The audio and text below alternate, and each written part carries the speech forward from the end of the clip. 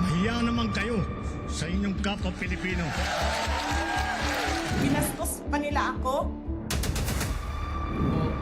What is the law and what Pakinggan ng proceeds of the illegal drug trade ng Duterte. The law enforcement, the highest law enforcement official being head of PNP. Yeah. Really hiding this scoundrel, this fugitive. Yes, opo. Marami dapat siya tinitingnan. Kainaro, another thing na gusto ko din na malaman ng opinion mo, meron kasing isang ebidensya na naging siguro na pag-usapan nito sa social media, yung alleged phone call testimony na ginamit ito ng prosecution and I think yung legal counsel ng EJK victim.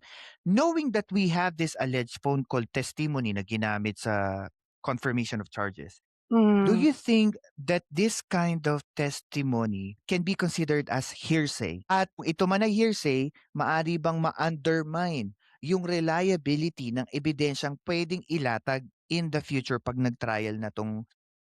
Alam mo, isa sa tingin ko nakakalito para sa mga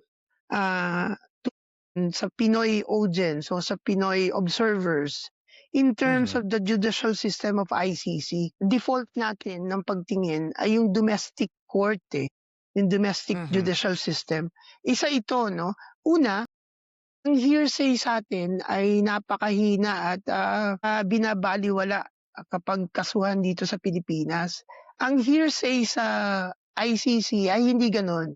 Tumatanggap ang ICC ng hearsay testimony, pero naka-anchor ito sa big picture. Ito ay corroborated by more evidence, no, na magbibigay tibay dun sa akusasyon. Kaya nga, itong tawag, again you go back to the core argument of this is systematic and widespread. Medyo ang tutok ay systematic. So may tawagan, may communication, utos, may affirmation, pagtupad sa utos. Therefore may patay. Kainaro, I'm sorry to cut you off. I have a question. May pagkakaiba ba ang ibig sabihin ng term na reliability versus verifiable? Well, sa research, magkaiba yan, no? Yung verified saka yung reliable. Kasi yung reliable, maaasahan. Yung verified, na mapatutunan. So, yung issue ng credibility is more of question of reliability. Yung phone call, maraming punto ron ang depensa.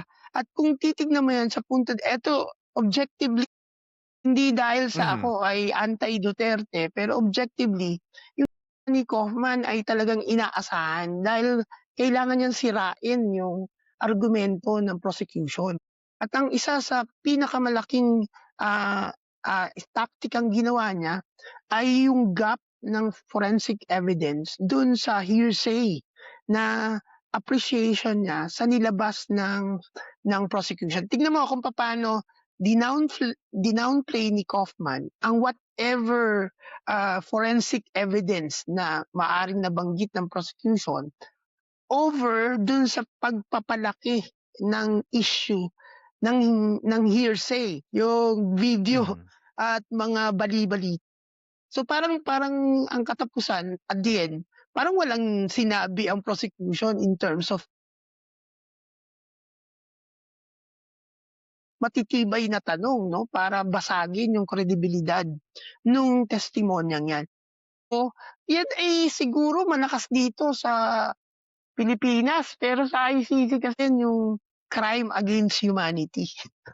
Yung pa rin depensa ni Kaufman, tingin ko isang malaking konsiderasyon ng pre-trial chamber will still be the big picture of crime against humanity.